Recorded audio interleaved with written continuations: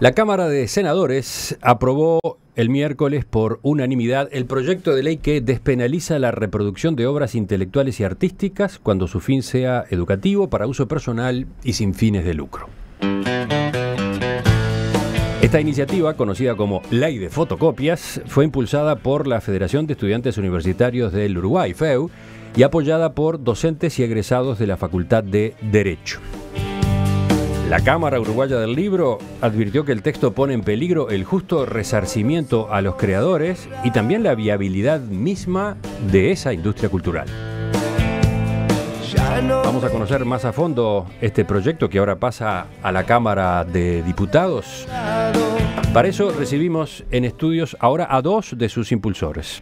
Iván Luzardo, secretario del Centro de Estudiantes de Derecho. Buen día, Iván. Buenos días, muchas gracias por la invitación. Y una de las asesoras en este proyecto, la doctora Patricia Díaz, abogada de Creative Commons, una organización que impulsa la libre circulación de la cultura. Patricia, también, bienvenida. Muchas gracias por la invitación, Emiliano. Nico, ¿empezamos? Sí, hagamos brevemente un poco de historia. Este proyecto tiene como disparador el cierre de las casas de fotocopias que se dio frente a la Facultad de Derecho en 2013. ¿Correcto? Es a partir de ahí que se empiezan a tomar cartas en el asunto ustedes. Sí, de hecho, en realidad, el Centro de Estudiantes de Derecho hace bastante tiempo, previamente al hecho, digamos, que viene trabajando en lo que es el acceso a los materiales de estudio a partir de diferentes líneas. Pero sí es cierto que a partir de lo que sucede en el 2013, a partir, digamos, del cierre de la Galería Monte Carlo, fue que esa realidad, esa dificultad a acceder a material de estudios se agrava, se evidencia la enorme dificultad que tenemos estudiantes por un tema económico, quizás por un tema de disponibilidad, de acceder a los materiales. Y fue ahí que vimos claramente la necesidad de generar una respuesta, la necesidad de generar un cambio de la realidad que teníamos y de tratar de modificar y de generar algo que justamente que beneficia a los estudiantes sin perjudicar al resto de los actores, ¿verdad? ¿Cómo fue el proceso desde entonces hasta llegar a este proyecto de ley que hoy ya tiene sanción en el Senado? Bien, a partir del 2013 se genera el proyecto de ley y se genera una campaña muy grande a nivel de todo el país, involucrando a muchísima gente, no solamente a estudiantes, sino a nivel de los 19 departamentos.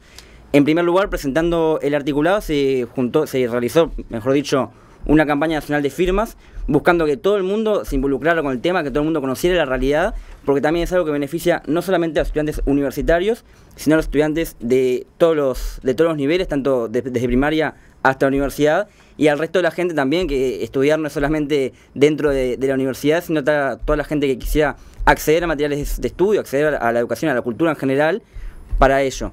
Durante el 2014, durante el 2015 se trabajó muchísimo en mejorar el articulado, en seguir desarrollando el proyecto, en seguir involucrando a cada vez más actores que pudieran aportar y que pudieran acompañarnos en el proceso hasta llegar hasta este año, donde efectivamente, como sucedió hace 2 días, entró a la Cámara y entró en la discusión parlamentaria. Ya vamos a entrar en el repaso del proyecto en sí, pero a modo de exposición de motivos, ¿por qué este proyecto? Porque este proyecto entendemos, sobre todo, que es una solución a la realidad que tenemos hasta el día de hoy de poder acceder al material. El proyecto en realidad no estamos derogando con esto el derecho de autor, no estamos yendo contra la propiedad intelectual, sino generando algunas excepciones a ello. Sigue siendo la regla, la protección del autor, la protección de la obra en realidad, pero generamos algunas excepciones para beneficiar a los estudiantes, algunas excepciones que nos permitirían acceder en forma mucho más factible y mucho más real a los materiales necesarios para poder continuar con nuestra formación. Bien, vamos al texto entonces. Vamos al texto. Como quedó dicho, son cambios a la ley 9.739 de derechos de autor, una ley de 1937. 37, exacto. Vamos al artículo 1. Bueno, el proyecto de ley establece, por un lado, excepciones por el uso para la enseñanza y por el otro para el uso personal. Empecemos a repasar cuáles son las excepciones para el uso para la enseñanza. Ahí va, hay muchas excepciones, pero vamos a las controvertidas, que son las que me estás nombrando. Los que tienen que ver con enseñanza tratan sobre la comunicación, distribución, interpretación, ejecución y adaptación. O sea, no estamos hablando solo de reproducción de obras, estamos hablando de varios verbos que en realidad son los derechos de autor, se constituyen por cada uno de estos verbos, que se lleven a cabo en instituciones docentes de aprendizaje e investigación. Esto es nuevo, esto lo agrega la Cámara, el Consejo de Derecho de Autor. No estaba pensado las excepciones pensados desde el punto de vista del investigador o de la investigación sin fines de lucro, lo agrega. Públicas o privadas, sin ánimo de lucro, sin perjuicio de lo señalado en el numeral 1. Entonces, ¿qué tipo de... Después, en cuanto a reproducción, y ahí sí entra a detallar y a delimitar aún más. Por eso digo que siempre digo, el proyecto es medido, es muy medido.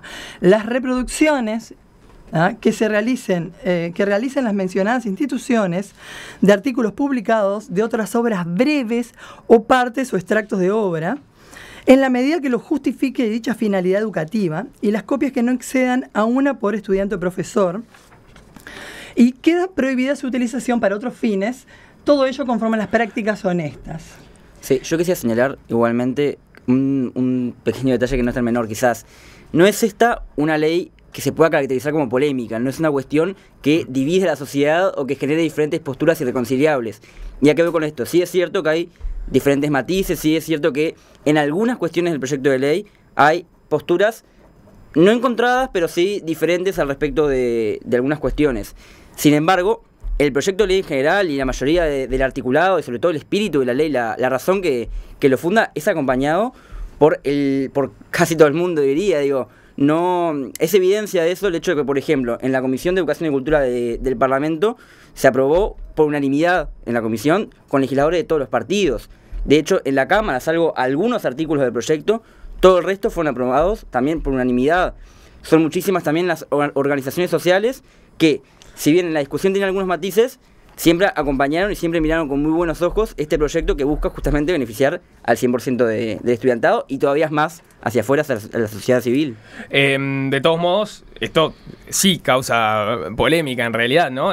Por ejemplo, ¿en qué casos, me quedaba la duda, en qué casos se establece que, por ejemplo, un libro se pueda fotocopiar entero o no? ¿Quién lo determina? ¿Es el docente la obra que lo debe termina ser breve determinando? y eso, si Pero, no se ¿qué reglamenta, implica que lo sea determina breve? un juez si en caso de conflicto. O sea, una obra completa me estás preguntando. Sí.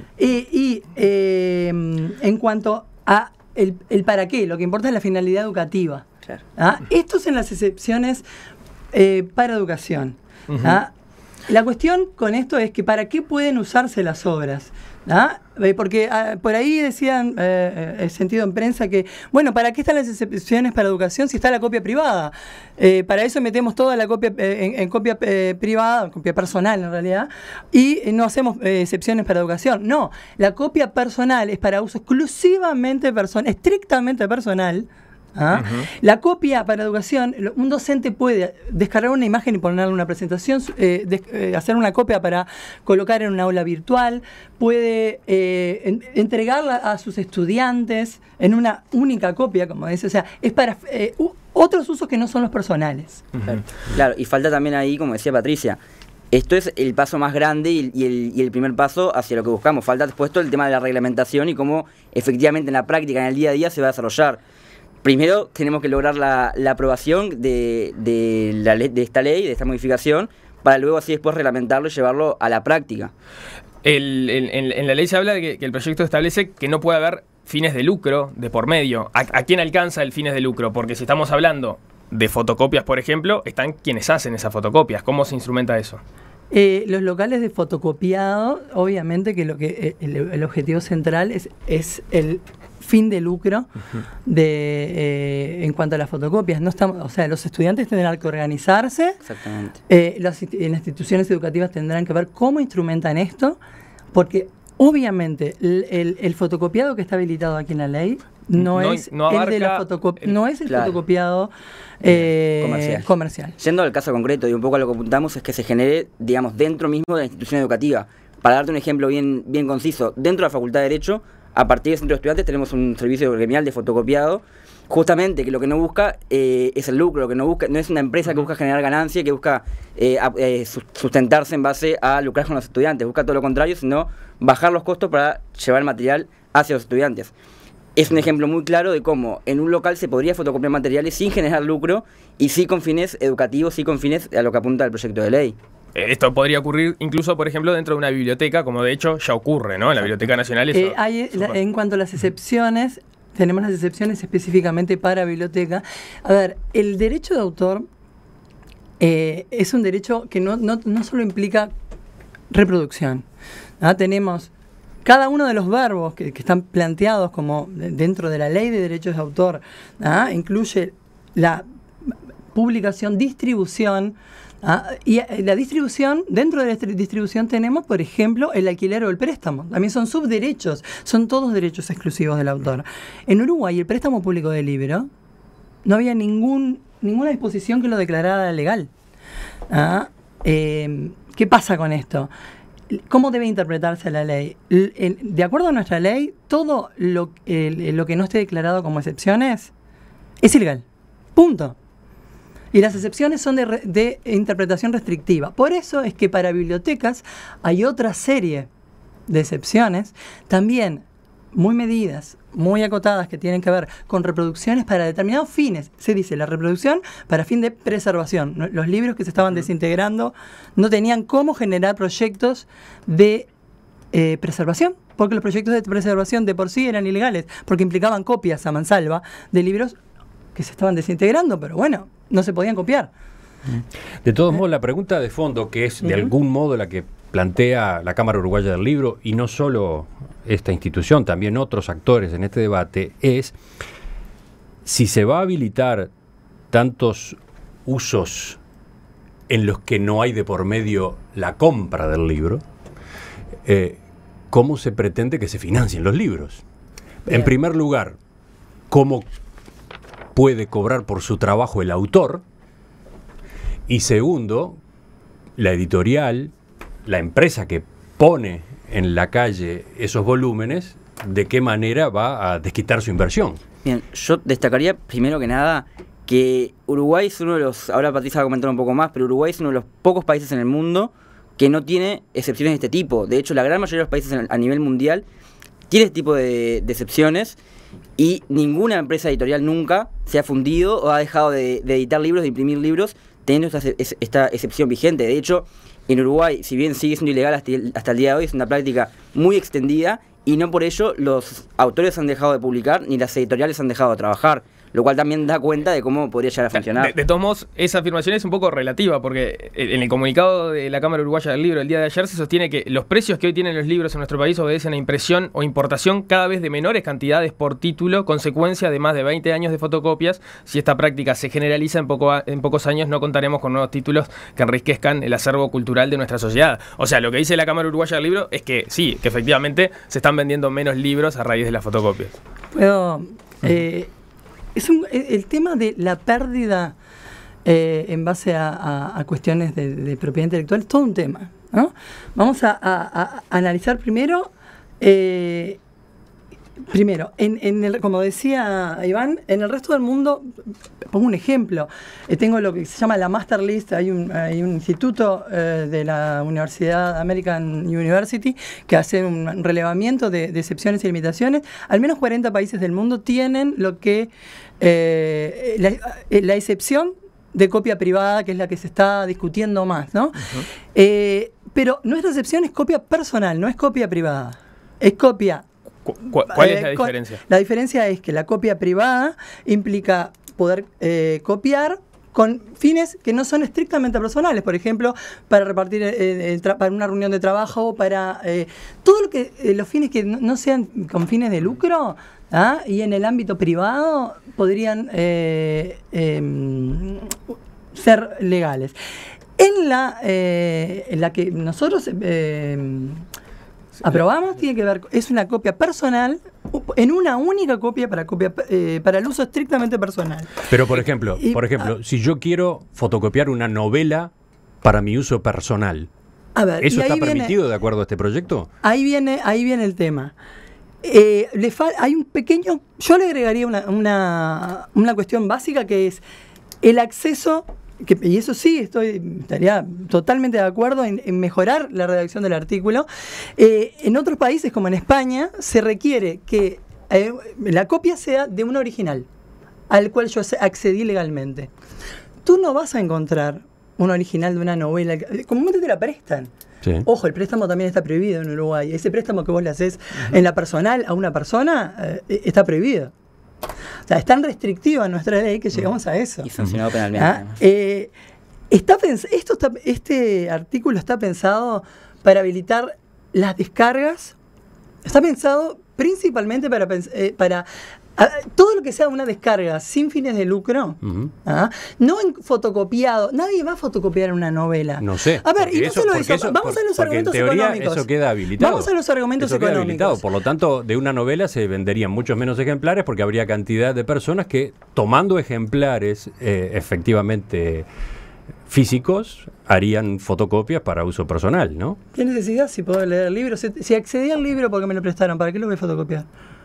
Bueno, pero vamos pero la pregunta, hay un estudio de que... La pregunta que yo planteaba hace un rato y que es la que de algún modo centra toda la polémica es, entendido que en el caso del estudio, por ejemplo, debería facilitarse las cosas a los estudiantes, ¿cómo se hace para al mismo tiempo preservar el derecho del autor? ¿Por qué no implementar un sistema por el cual, por ejemplo, el Estado paga por esos derechos de autor? Eso está pasando en España ahora. Paga por esos derechos de autor y después, en todo caso, distribuye copias a los estudiantes. O algo como lo que hizo el Plan Ceibal con la Cámara del Libro. El Plan Ceibal compró una serie de libros que los alumnos tienen a su disposición en formato digital en sus ceibalitas. De esa forma se preserva el trabajo, el valor del trabajo de quien escribió el libro y también, bueno, de la empresa editorial que está de por medio. Porque el autor, en particular, tiene que subsidiar el uso educativo de sus libros, cuando capaz que el libro es un libro destinado específicamente para uso educativo, ¿no? Ok. En cuanto a los argumentos económicos de qué es una pérdida, hay un estudio que está muy interesante, se llama Piratería de medios en economías emergentes, editado por Joe Karaganis, un investigador también de Estados Unidos, en el que analiza el concepto de pérdida. Y primero, los estándares de piratería hoy se están midiendo por la equivalencia. Una venta, una copia, una venta menos. Está evadiendo los conceptos de sustitución económica. O sea, es imposible pensar que una copia va a ser una venta menos. Es más, cuando se analizan algunos casos en particular, y especialmente en países del tercer mundo en el que el acceso a la cultura no se da, se da muchas veces a través de la piratería, tenemos que un ejemplo claro, en software, por ejemplo. Hay un estudio que está citado aquí, en Hungría, en el que se basaba en que una copia de las 10 copias no autorizadas era una pérdida real. O sea, se llegó a entender que en software, en el área de software, pero esto no se está midiendo así hoy. Las ventas reales tienen que ver con el precio de los libros y con quién está dispuesto a pagarlos. Entonces, hoy es una venta, una copia, una venta. Eso está mal. Y otra cuestión es el efecto beneficio que tiene la circulación y los modelos de negocios por el que están centrados hoy la industria editorial uruguaya.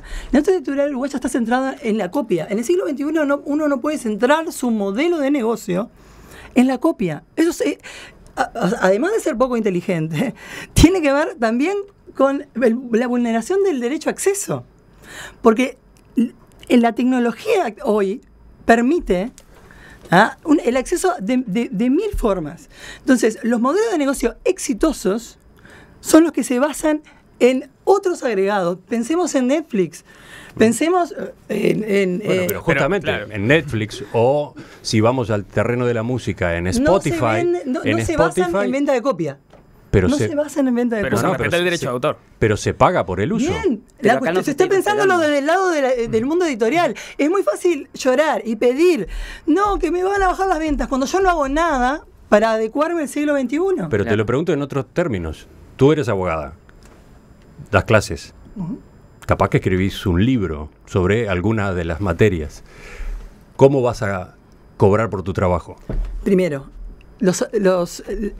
el alto porcentaje de docentes del Uruguay que escribe algo, pensando además en educación terciaria y en la Universidad de la República, su trabajo no es suyo. De acuerdo a la ordenanza de propiedad intelectual de la Universidad de la República, el trabajo debería ser de la universidad. Y ya me pagaron. A ver, a mí me pagan para eso. Yo cuando hago una investigación, me pagan para eso. Es mal ejemplo. Hay libros que los autores los escriben por fuera de su relación laboral con una institución. Los libros que los autores escriben por fuera de su relación laboral, hoy se están quejando, no, recibimos solo el 10%. Sí, porque la ley de derecho de autor no está protegiendo al autor al momento de contratar. No tiene nada que ver la fotocopia con eso. Si reciben solo el 10%, en realidad lo que se está protegiendo, nuestra ley protege a las editoriales. Claro. Estamos hablando, se mezcla, por ejemplo, derechos humanos cuando estamos hablando de cuestiones de la industria editorial. Sí, algunas cuestiones, Emiliano, de hecho, acá nosotros un poco con el proyecto de ley lo que buscamos generar es un nuevo equilibrio entre lo que es el derecho a estudiar y el derecho de autor que ni siquiera protege tanto al autor, como decía Patricia, sino el que protege la obra. Hoy en día ese equilibrio está roto porque de hecho los estudiantes no estamos pudiendo acceder a material de estudio que es necesario y es básico para nuestra formación. De hecho, al día de hoy, yo cuando voy a una clase que me mandan leer un capítulo, leer un libro o leer un extracto de un estudio, un tratado o lo que fuere, la única forma que tengo de poder acceder al material es en forma ilegal, de hecho, y que conlleva además una sanción penal. Con esto lo que se busca es generar, como decía, un nuevo equilibrio, sobre todo priorizando lo que es el derecho a estudiar de los estudiantes, evidentemente. Por último, la Cámara Uruguaya del Libro plantea que el proyecto es inconstitucional porque viola el artículo 33 de la Constitución, que señala que el trabajo intelectual, el derecho del autor, del inventor o del artista serán reconocidos y protegidos por la ley. ¿Ustedes qué entienden con respecto a esa afirmación? El derecho de autor es reconocido y es protegido por la ley de derechos de autor. Las excepciones, es más, no solo lo digo yo, sino y nosotros planteamos este proyecto y lo pusimos a consideración de la red de expertos en derechos de autor mundial, y tenemos un informe firmado por expertos de la Universidad de Toronto, de Canadá, de la Fundación Carisma de Colombia, de la Universidad de Cambridge, de la American Assembly, en total 7 expertos de diferentes lugares del mundo que dicen que este proyecto que quedó aprobado de forma bastante similar al actual, o sea, presentamos el del Centro de Estudiantes de Derecho, cumplía con todos los requisitos legales no estaba desprotegiendo al autor. ¿Por qué? Porque a nivel internacional hay 3 requisitos para proteger al autor: que sean casos concretos, que no vaya contra la normal explotación de la obra, y eso hay que probarlo, que va contra la normal explotación de la obra, que es simplemente hoy legitimar prácticas que ya existen, y por último, que no vaya contra los intereses razonables del autor. Sí, se planteaba también un poco, se mezclaba con lo que mencionaba el Consejo de Derechos de Autor, la Cámara Uruguaya del Libro, no el Consejo, el derecho de autor como un derecho humano que estaba violando o como algo que se estaba desprotegiendo, cuando en realidad lo que está hoy más desprotegido y lo que estamos tratando de proteger es el derecho de acceso a la cultura, el derecho de acceso a la educación, que no es irreconciliable con el derecho de autor ni mucho menos, sino justamente lo que estamos buscando es generar ese nuevo equilibrio. En perspectiva, desde 1985. Iván Luzardo, Patricia Díaz, muchas gracias por estos minutos en perspectiva. Seguimos. Bien, muchísimas gracias.